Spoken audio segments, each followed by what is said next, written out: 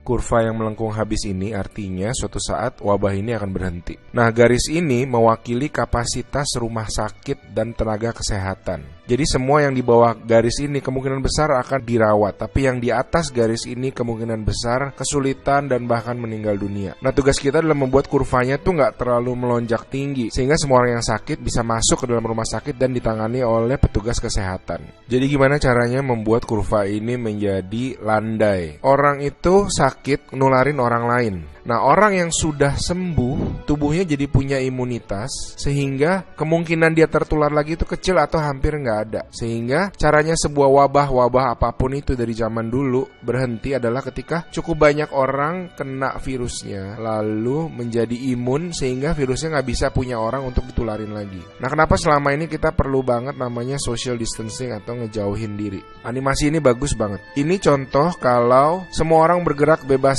seperti biasa, nggak ada pikiran, semua tetap pergi konser, pergi jalan-jalan. Ini akan terjadi. Satu orang akan menularkan semua orang berbarengan, dan itu yang berbahaya. Seperti tadi kita ngelihat kurvanya ya. Pada akhirnya akan lewat dan pada akhirnya semua orang akan sembuh. Tapi karena kurvanya tinggi, banyak orang akan mati dalam prosesnya. Nah, yang terjadi di Cina dengan adanya lockdown, ditutup, membuat orang tidak sakit sekaligus berbarengan. Jadi kurvanya lebih landai kalau kalian lihat, sehingga memberi waktu untuk orang-orang menjadi sembuh dan akhirnya bisa melandaikan kurvanya. Nah, sekarang kita lihat kalau kita lakukan namanya social distancing, yaitu kalau nggak harus banget, nggak usah pergi keluar. Kalau nggak penting-penting banget, nggak usah ketemu temen, nggak usah ada social function, semuanya ditunda dulu. Kita lihat apa yang terjadi.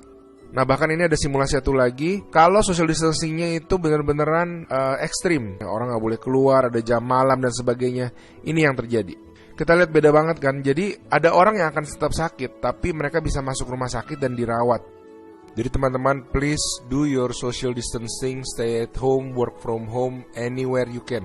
Ada orang-orang yang nggak bisa, saya mengerti, tapi sebisa mungkin lakukanlah semuanya itu. A good way of doing it is to imagine that you do have the virus, yeah, and change your behavior so that you're not transmitting it.